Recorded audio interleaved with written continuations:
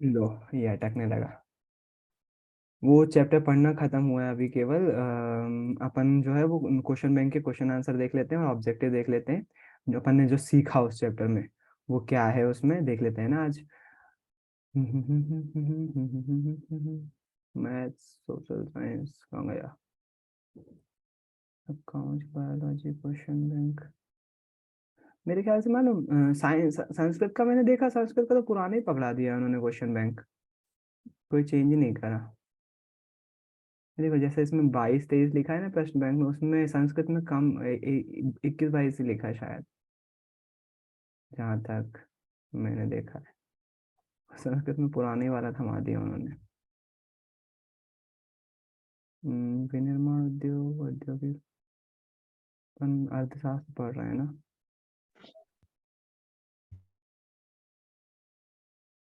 हाँ, आ गया। Page number याद रखना पड़ेगा। अर्थव्यवस्था के तीन क्षेत्र के प्राथमिक, द्वितीयक, तृतीयक। प्राथमिक क्षेत्र में कृषि और सहायक क्षेत्र कहलाते हैं। द्वितीय द्वितीयक क्षेत्र औद्योगिक औद्योगिक क्षेत्र कहलाते हैं। तृतीय क्षेत्र सेवा क्षेत्र कहलाते हैं। राष्ट्रीय ग्रामीण रोजगार गारंटी अधिनियम 2005 में लागू हुआ था। मनरेगा के नाम से भी जानते हैं इसको। राष्ट्रीय ग्रामीण, इसके आगे पहले इसका नाम राष्ट्रीय ग्रामीण रोजगार गारंटी योजना था। उसके बाद नाम चेंज करके महात्मा गांधी राष्ट्रीय ग्रामीण रोजगार गारंटी अधिनियम कर दिया गया है ना। पहले नरेगा था, नेशनल वगैरह वगैरह वगैरह जो भी समझ लो। और बाद में इसमें महात्मा गांधी जोड़ दिया गया तो मनरेगा हो गया था। राष्ट्रीय ग्रामीण रोजगार गारंटी अधिनियम 2005 में। किसी विशेष वर्ष में प्रत्येक क्षेत्र में उत्पादित अंतिम वस्तु और सेवाओं का मूल्य उस वर्ष में क्षेत्र के कुल उत्पादन की जानकारी प्रदान करता है। तीनों क्षेत्रकों के उत्पादनों का योगफल को देश का सकल घरेलू उत्पाद बोलते हैं। तीनों क्षेत्रकों के उत्पादनों के योगफल को जीडीपी बोलते हैं। जीडीपी पता होना चाहिए भाई साहब, इस चैप्टर में जीडीपी बहुत जरूरी है। महात्मा गांधी राष्ट्रीय ग्रामीण रोजगार योजना, जिसको मनरेगा के नाम से जानते हैं, 2005 में लागू हुआ था। 100 दिनों का रोजगार की गारंटी दी जाती है इसमें। भारत और कितना भ्रष्टाचार हुआ वो भी बात करी अपन ने। भारत की 60% जनसंख्या 5 से 29 वर्ष की है। सरकार द्वारा पंजीकृत सरकारी नियमों और विनियमों का पालन करने वाले उद्यम संगठित क्षेत्र कहलाते हैं। सरकार के नियमों का पालन करते हैं। संगठित क्षेत्र, असंगठित क्षेत्र के मजदूर, संगठित क्षेत्र के मजदूर, कमला अंकल, कांता आंटी, है ना। उनको ज्यादा सुविधाएं मिलती है उनको। तो जो भी ऐसी कंपनी जैसे अमेजोन जैसी कंपनी, मैंने बताया तुम लोगों को कि मैं अगर अमेजोन में काम कर रहा था तो मेरे को बहुत सारी फैसिलिटी मिलती थी, भत्ते मिलते थे, कूपन मिलते थे, फूड कूपन मिलते थे। बहुत सारी। तो वो क्यों मिल रहे थे? क्योंकि मैं एक संगठित क्षेत्र में आ रहा था। मेरी जो कंपनी थी उसको सरकार के नियमों को फॉलो करना करना पड़ता है। अगर मुझे निकालना है तो एक महीने पहले नोटिस पीरियड देना पड़ेगा। और मुझे जो है वो बाकायदा बाकायदा 2 मिनट पढ़ो, में एक फोन आ रहा है।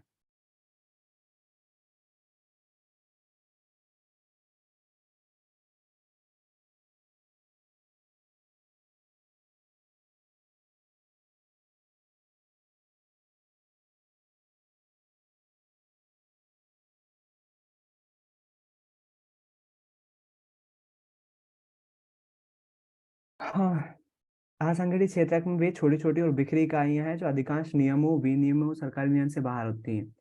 सार्वजनिक क्षेत्र में अधिकांश परिसंपत्तियों का सरकार का स्वामित्व होता है और सरकार ही सभी सेवाएं प्रदान करती है।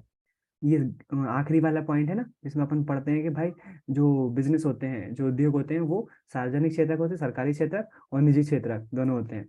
तो अब देख लेते हैं अपन ऑब्जेक्टिव बन रहे हैं कि नहीं अपन से। अर्थव्यवस्था के कितने मुख्य क्षेत्र होते हैं? 3, प्राथमिक, द्वितीयक, तृतीयक।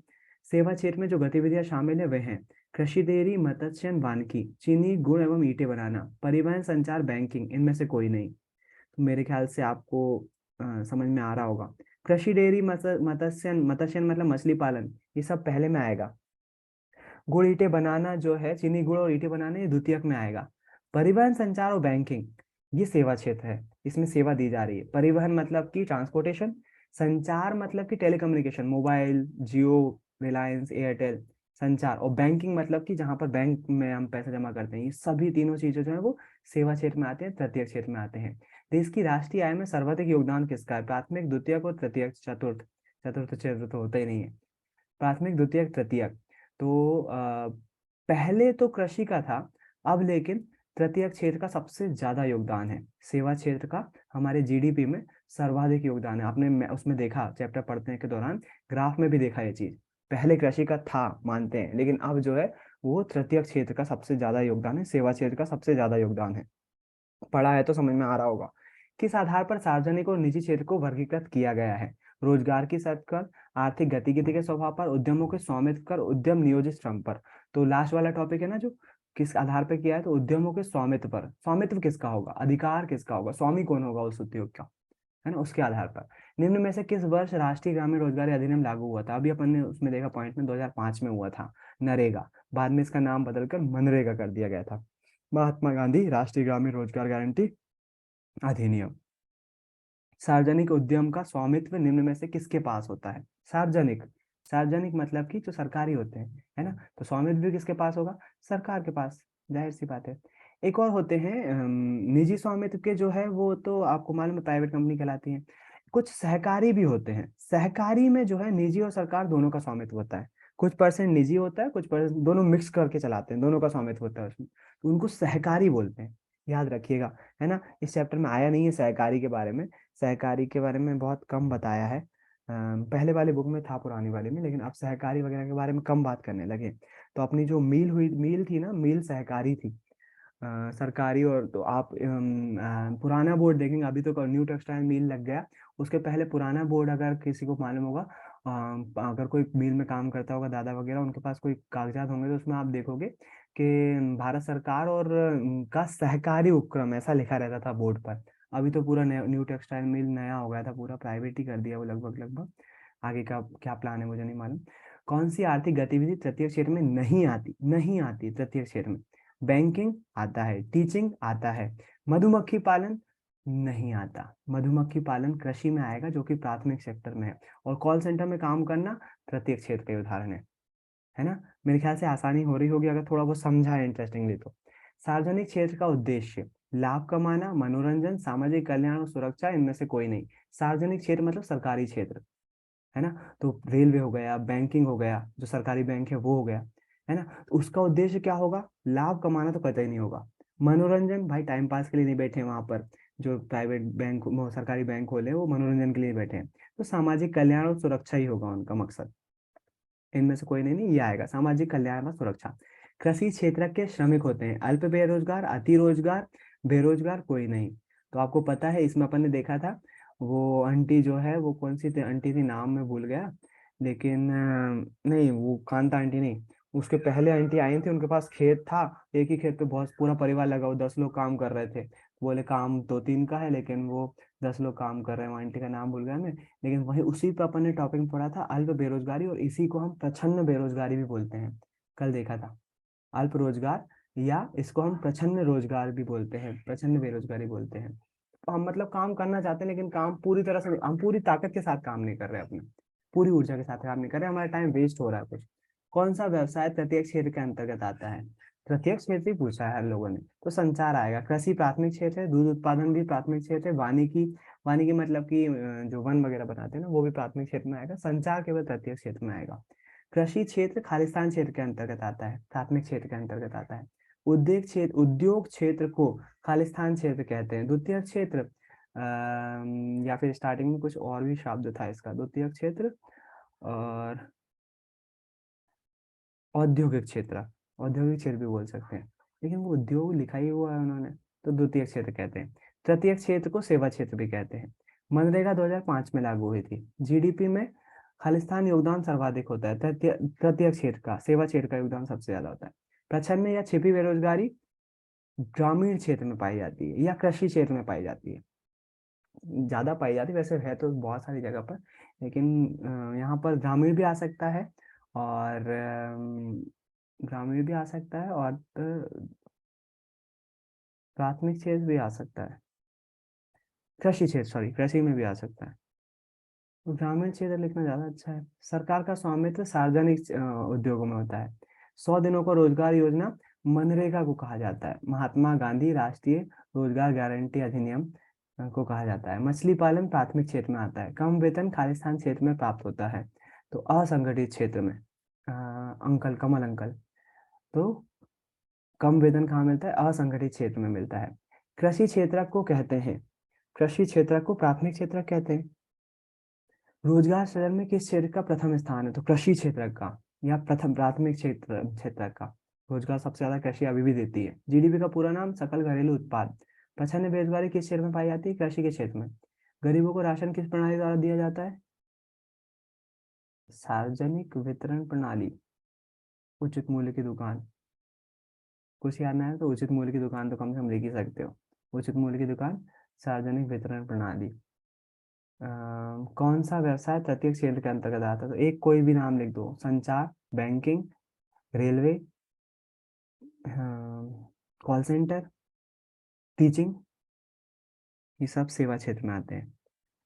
सार्वजनिक क्षेत्र में भावना छिपी, कई बार मालूम अपन इतने ज्यादा वो कॉन्शियस हो जाते हैं। अब इसमें आप कौन सा व्यवसाय तृतीय क्षेत्र में आता है? आपको बहुत अच्छे से पता है कि तृतीय क्षेत्र सेवा क्षेत्र को बोलते हैं, और उसमें बहुत सारे क्षेत्र आते हैं। तो कौन सा एक चूज करके लिखूं, चूज करना कठिन हो जाता है। ज्यादा मत सोचा करो। इसको इसको बोलेंगे ज्यादा थिंकिंग। आप बिल्कुल दो चूज कर लो। जैसे मान लो उदाहरण के लिए अध्यापन लिखना है, अध्यापन लिख दो। और बैंकिंग संचार, ये तो है ही, बैंकिंग संचार लिख दो। मनरेगा का पूरा नाम क्या है? ये बहुत इंपॉर्टेंट क्वेश्चन है। महात्मा गांधी राष्ट्रीय ग्रामीण रोजगार गारंटी अधिनियम, है ना, मनरेगा। सवेतन छुट्टी का प्रावधान सेम्य तात्पर्य है, से क्या तात्पर्य है? सवेतन छुट्टी मतलब कि जैसे मान लीजिए संडे को अगर मैं नहीं जाता हूँ तो भी मुझे वेतन मिलेगा उसको। और जो असंगठित क्षेत्र होते हैं वहां पर नहीं मिलता है। तो एक शब्द के साथ साथ एक वाक्य में भी लिख सकते हो आप इसका आंसर। तो इसमें लिखोगे संगठित क्षेत्र में रोजगार पाने वाले व्यक्ति को रविवार को भी वेतन मिलता है, छुट्टी होने के बावजूद भी वेतन मिलता है। इस प्रकार को उसे हम सवेतन छुट्टी बोलते हैं। कपड़ा उद्योग किस क्षेत्र में आता है? कपड़ा उद्योग द्वितीय क्षेत्र में आएगा। सत्य असत्य बताना। अर्थव्यवस्था के दो क्षेत्र होते हैं, नहीं तीन होते हैं। अर्थव्यवस्था के मुख्यतः तीन क्षेत्र होते हैं, सही है। प्रछन्न बेरोजगारी कृषि में पाई जाती है, बिल्कुल सही है। मनरेगा अधिनियम 2005 में बना, बिल्कुल सही है। निजी क्षेत्र में लोक कल्याण की भावना होती है, बिल्कुल नहीं है, गलत है। निजी क्षेत्र में, निजी क्षेत्र में लोक कल्याण की भावना नहीं होती, सरकारी क्षेत्र में होती है। सार्वजनिक क्षेत्र में लोक कल्याण की भावना नहीं होती है, होती है, गलत हो जाएगा ये। देश को सर्वाधिक आय सेवा क्षेत्र से होती है। जीडीपी में योगदान सेवा क्षेत्र का सबसे ज्यादा है, बिल्कुल सही है। जीडीपी में तीनों क्षेत्र शामिल होते हैं, सही है। प्राथमिक क्षेत्र को कृषि क्षेत्र भी कहते हैं, बिल्कुल सही है। तृतीय क्षेत्र में बैंकिंग शामिल है, बिल्कुल सही है। लोक कल्याण, लोक कल्याण, लोक कल्याण सरकारी क्षेत्र कहाँ है? सरकारी सरकारी सेवा क्षेत्र, संगठित क्षेत्र। ओ भाई ये तो गलत बात है। लोक कल्याण सार्वजनिक क्षेत्र आना चाहिए था। कहीं दिख रहा है सार्वजनिक क्षेत्र? चलो बचा हुआ लगाएंगे। निजी कल्याण, निजी कल्याण तो प्राइवेट को क्या बोलते हैं? अभी इसमें तो दिया ही नहीं है इन्होंने। कृषि क्षेत्र जो है वो प्राथमिक क्षेत्र है। उद्योग जो है वो द्वितीय क्षेत्र है। तृतीय क्षेत्र सेवा क्षेत्र कहलाता है। मत्स्यन प्राथमिक क्षेत्र है। छिपी बेरोजगारी कृषि क्षेत्र में होती है। सवेतन छुट्टी संगठित क्षेत्र में मिलती है। जीटी में सरकारी योगदान तृतीय का है। जीटीपी में सबसे कम योगदान प्राथमिक का है। तो बचे दो। आपने पैटर्न समझ गए होगे, इन दोनों का क्रॉस हुआ है, तो ये भी यही होगा। लोक कल्याण जो है वो संगठित क्षेत्र है, निजी कल्याण जो है असंगठित क्षेत्र है। वैसे गलत है ये। लोक कल्याण में सार्वजनिक कंपनी आना चाहिए थी, और निजी कल्याण में निजी कंपनी आना चाहिए थी जिसका स्वामित्व निजी का होता है। इन्होंने संगठित और असंगठित से छोड़ दिया, जोड़ दिया उसको। मनरेगा का पूरा नाम, दो अंक का क्वेश्चन है, शब्द सीमा बेस है।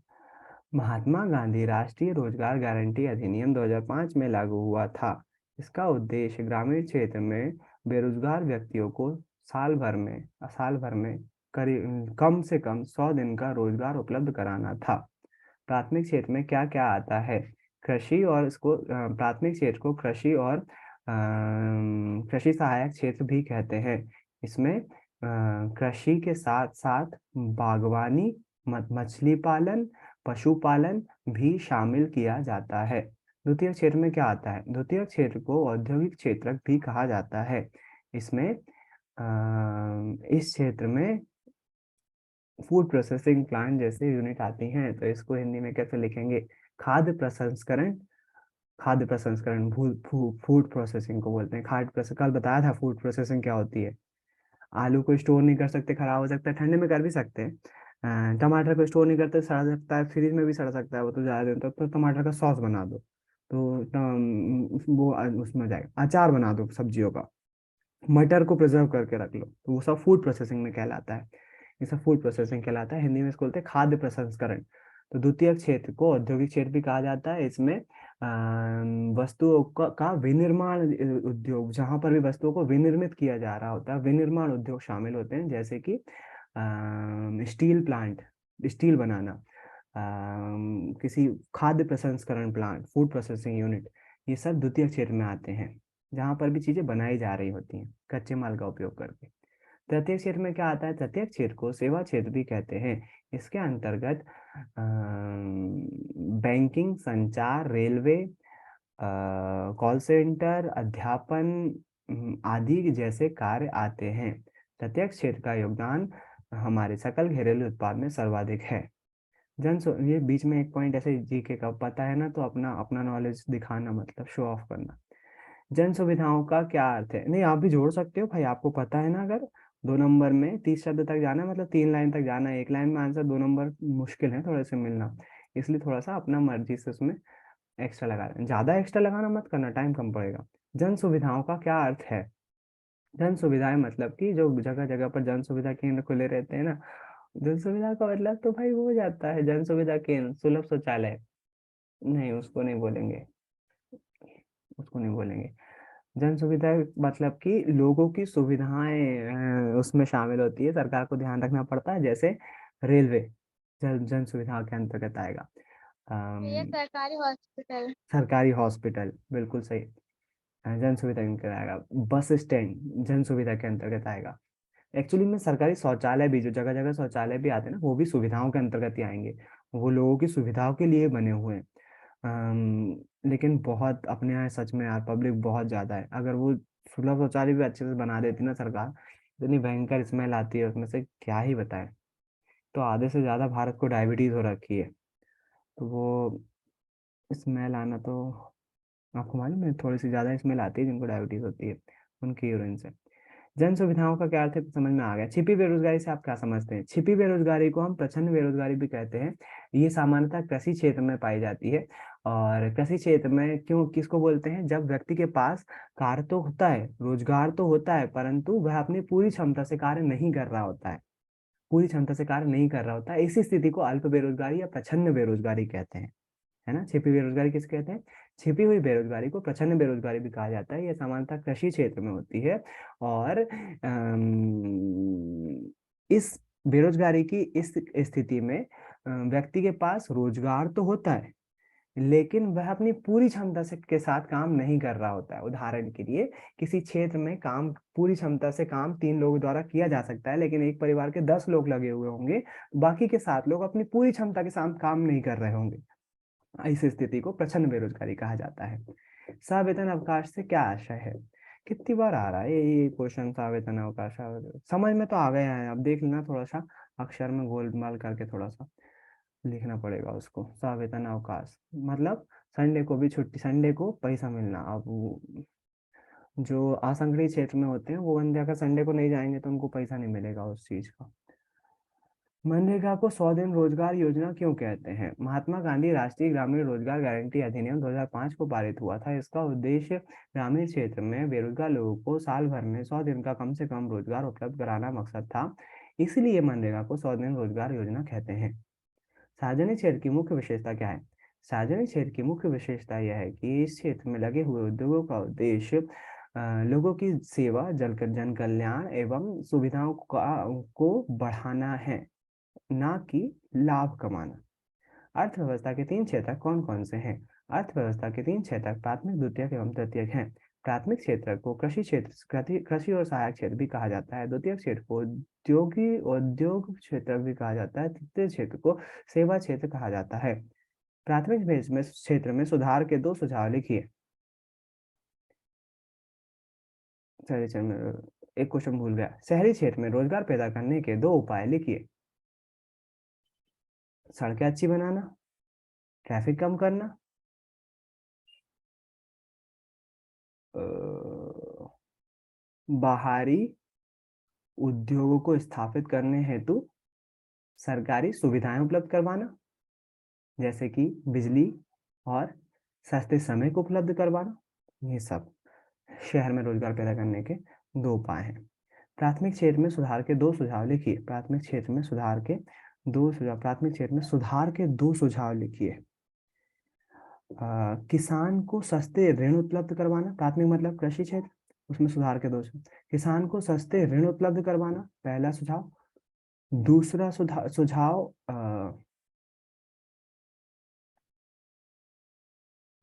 गांवों में अच्छी सड़क परिवहन उपलब्ध करवाना, जिसके जिसके कारण से किसान अपना सामान अपने क्षेत्र के अलावा दूसरी मंडियों में भी बेच सके, है ना। अपन ने पढ़ा है ये चीज, मन से नहीं बोल रहा हूँ मैं, अपन ने खुद पढ़ा है ये चीज। तेजी से बढ़ती जनसंख्या किस प्रकार बेरोजगारी को प्रभावित करती है, दो कारण लिखिए। जनसंख्या बढ़ती है तो बेरोजगारी कैसे। चूंकि विनिर्माण उद्योग के अंतर्गत जो उद्योगों की संख्या है वो सीमित है, और जब तेजी से जनसंख्या बढ़ती है तो वो उद्योग पर्याप्त नहीं होते हैं उतनी बड़े पैमाने पर लोगों को रोजगार उपलब्ध करवाने में, है ना। पहला तो ये। दूसरा जो है, जब तेजी से बढ़ती जनसंख्या के कारण से जो शिक्षा का स्तर होता है वो गिर जाता है, उसके कारण से लोगों के पास स्किल नहीं होती। स्किल को हम बोलते हैं, कोई बताएगा इंग्लिश में, हिंदी में क्या बोलते हैं स्किल को। अच्छा शब्द है एक, दिमाग से बिल्कुल निकल गया। स्किल मतलब स्किल डेवलपमेंट बोलते हैं ना, स्किल पैदा करना। तो तेजी से बढ़ती रोजगार से मतलब हमारी स्किल्स कम होती हैं, हमारे पास ज्यादा स्किल्स नहीं होती। क्यों? क्योंकि एजुकेशन का स्तर गिर जाता है, उसके कारण से हमें रोजगार नहीं मिल पाता है ना। तो तेजी से बढ़ती जनसंख्या की ये परेशानी है। पहला तो उद्योग उतने नहीं है, पर्याप्त मात्रा में सीमित उद्योग हैं, और वो इतनी ज्यादा मात्रा में लोगों को रोजगार देने में अक्षम है। वो नहीं दे सकते इतनी ज्यादा मात्रा में रोजगार। पहला तो कारण ये हो गया। दूसरा कारण क्या हो गया? दूसरा कारण हो गया कि दूसरा कारण क्या हो गया? दूसरा कारण, हाँ बताया ना अभी, कि जो बढ़ती एकदम से जनसंख्या बढ़ती है तो जो शिक्षा का स्तर होता है वो गिर जाता है। स्किल जो है वो लोगों के पास नहीं होती है, जिसके कारण से उनको रोजगार नहीं मिल पाता है। राष्ट्र निर्माण में सार्वजनिक क्षेत्र की भूमिका को दो उदाहरण से स्पष्ट कीजिए। राष्ट्र निर्माण में सार्वजनिक क्षेत्र की भूमिका को दो उदाहरण से स्पष्ट कीजिए, मतलब जो देश में तृतीय क्षेत्र का योगदान किस प्रकार से बढ़ रहा है, तो दो उदाहरण से स्पष्ट कीजिए। तो पहला लिखेंगे आप 1970 के दशक में, मतलब 70 और 80 के दशक में, क्योंकि सन एग्जैक्टली आपको याद हो तो बहुत अच्छी बात है, क्योंकि ग्राफ में लिखा हुआ है। 70-80 के दशक में जहाँ कृषि का भारत के सकल घरेलू उत्पाद में सबसे प्रथम स्थान था, वहीं अब 2013-14 में या 20वीं सदी में, 21वीं सदी में जो तृतीय क्षेत्र है उसका योगदान सर्वाधिक है, जो ये दिखाता है कि राष्ट्र निर्माण में तृतीय क्षेत्र की भूमिका बड़ी है। दूसरा जो उदाहरण दे सकते हो वो रोजगार के उस पर दे सकते हो। यह सत्य है कि प्राथमिक क्षेत्र सबसे ज्यादा रोजगार उपलब्ध करवाता है, लेकिन अगर हम 70 के दशक से अभी 21वीं सदी में अभी अभी के दशक में कंपेयर करें, तो हम पाएंगे कि तृतीय क्षेत्र के रोजगार देने की क्षमता जो है वो निरंतर बढ़ रही है, और आगे यह है जो रोजगार होंगे वो तृतीय क्षेत्र में कृषि क्षेत्र से भी ज्यादा उपलब्ध हो रहे होंगे। तो ये दो उदाहरण है, दोनों ग्राफ के उदाहरण बता दिए मैंने, ग्राफ पढ़े हैं अपन ने जो, कैसे तृतीय क्षेत्र का जो है वो भूमिका बढ़ी सार्वजनिक क्षेत्र में। पहला तो बोल देंगे कि अपन के भाई ये देखो जीडीपी में योगदान पहले कृषि का था, अब तृतीय क्षेत्र का सबसे ज्यादा है। और दूसरा उदाहरण लिख देंगे अपन कि रोजगार की स्थिति में यकीनन अभी कृषि सबसे ज्यादा रोजगार दे रहा है, लेकिन अगर हम 80 के दशक का कंपेयर करें तो रोजगार देने के मामले में तृतीय क्षेत्र लगातार प्रगति कर रहा है, और आने वाले कुछ सालों में यह कृषि क्षेत्र को भी पीछे छोड़ देगा। प्रचंड बेरोजगारी को उदाहरण सहित लिखिए, कोई दो दो उदाहरण लिखना है। तो पहली तो प्रचंड बेरोजगारी में आप वो आंटी का ही जिक्र कर सकते हो। खेत पर जो है वो 10 लोगों का काम है, लेकिन वो काम नहीं कर पा रहे हैं। 10 लोग की जगह 3 लोग काम करेंगे तो भी हो सकता है, लेकिन 10 लोग कर रहे हैं तो वो अपनी पूरी क्षमता का उपयोग नहीं कर पा रहे हैं, इसलिए वो उस स्थिति को प्रचंड बेरोजगारी कहते हैं। और पहले तो प्रचंड बेरोजगारी की डेफिनेशन लिख देना। ऐसी बेरोजगारी जिसमें व्यक्ति के पास कार्य तो होता है परंतु वो अपनी पूरी क्षमता के साथ कार्य नहीं कर रहा होता है, ऐसी स्थिति को प्रछन्न बेरोजगारी की स्थिति कहते हैं।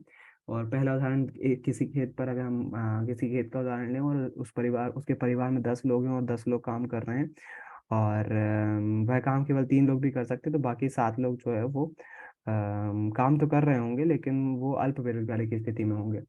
दूसरा उदाहरण कोई दे सकता है क्या अपनी मर्जी से? एक और उदाहरण प्रचंड बेरोजगारी का, खेती का तो हो गया, दिमाग चलाओ।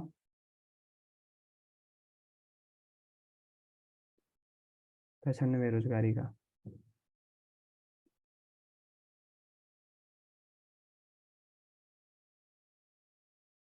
कॉल सेंटर का उदाहरण उदाहरण लिख देना। यदि हम कॉल सेंटर में काम करने जा रहे हैं और केवल 4 या 5 घंटे के लिए ही हम कॉल सेंटर में काम कर रहे हैं, तो उस स्थिति में उस स्थिति में हम बाकी का समय जो है वो काम नहीं कर रहे होंगे।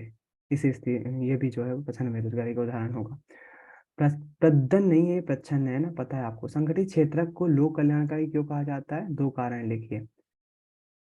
संगठित क्षेत्र को लोक कल्याणकारी क्यों कहा जाता है? 2 कारण लिखिए।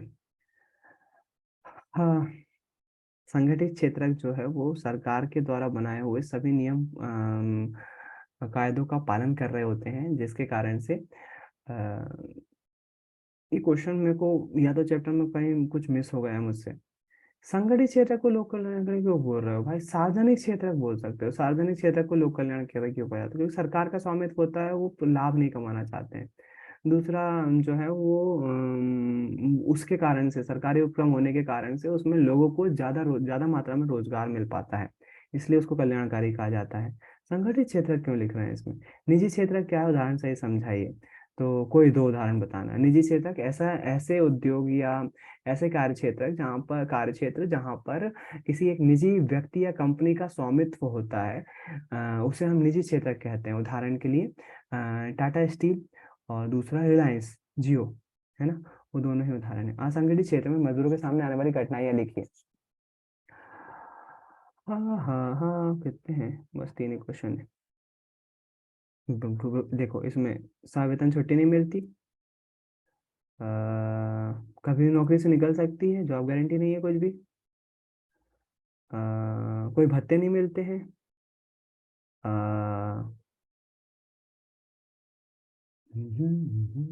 पता है बाकी तुमको। मनरेगा के प्रमुख प्रावधानों को लिखिए।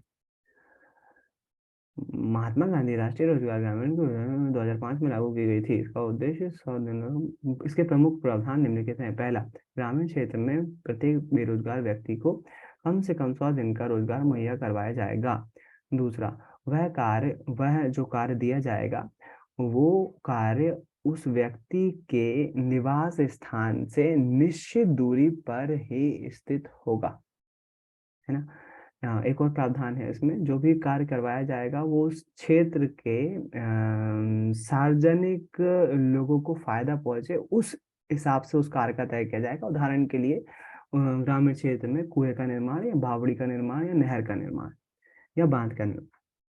मनरेगा गरीब हटाने में किस प्रकार सहायक हो रही है? 2 उपाय लिखिए। काय के 2 उपाय? इसको बचाने के? अच्छी है। 2 उपाय लिखिए जो इसको अच्छे से और अच्छा कर सके। मनरेगा के बारे में फिर से वही लिख देना। महात्मा गांधी राष्ट्रीय रोजगार गारंटी अधिनियम 2005 में लागू हुआ था। इसका उद्देश्य ग्रामीण क्षेत्र में, वही लिखना पड़ेगा। क्यों अच्छी है, किस प्रकार सहायता कर रही है, इस इंट्रोडक्शन लिखने के बाद लिखना। इस योजना के अंतर्गत ग्रामीण क्षेत्र में जो बेरोजगार लोग होते हैं उनको साल भर में 100 दिन का रोजगार उपलब्ध करवाया जाता है। तो ये इसी प्रकार से गरीबी हटाने में जो गरीब व्यक्ति होते हैं उनको इससे अत्यधिक फायदा होता है। बस। उपाय क्या लिखोगे इसमें? पहला, इसमें हो रहा है भ्रष्टाचार को बहुत ज्यादा कम करने की आवश्यकता है ताकि लोगों को और ज्यादा फायदा मिल सके। दूसरा, जमीनी स्तर पर लगातार सर्वे होते रहना चाहिए ताकि फर्जीवाड़ा रोका जा सके। सकल घरेलू उत्पाद कैसे कहते हैं? जीडीपी शॉर्ट फॉर्म है इसका। और प्राथमिक, द्वितीयक और तृतीयक क्षेत्र के अंतिम उत्पादों में कुल उत्पादन, एक वर्ष में कुल उत्पादन जो होता है, अंतिम उत्पाद जो है, उन सभी का कैलकुलेशन, उन सभी का योग सकल घरेलू उत्पाद कहलाता है। किसी भी देश का सकल घरेलू उत्पाद जो है वो एक वर्ष में एक वर्ष में उसको गणना की जाती है। और ये बहुत ज़रूरी होता है किसी देश की अर्थव्यवस्था को जानने के लिए, समझने के लिए, है ना? तो मेरे ख़्याल से भाई साहब आपको मैंने जितना बोला ऐसा नहीं रहा होगा सर पे से जा रहा है क्या बोल रहे हो, क्या नहीं बोल रहे हो। अगर अपन ने चैप्टर सही से पढ़ा है तो सारे क्वेश्चन बन रहे हैं, मुझे एक भी क्वेश्चन में डाउट नहीं हुआ है इसमें, है ना? बस वो यही इसमें थोड़ा-सा लिखने में मेरे ख़्याल से गलती हुई है कि सार्वजनिक क्षेत्र और निजी क्षेत्रक लिखना चाहिए था सही जोड़ी में यहाँ पर। बाकी बहुत बढ़िया है, बहुत अच्छा चैप्टर है। एक बार फिर से जॉइन करो फटाफट 5 मिनट के अंतराल पे।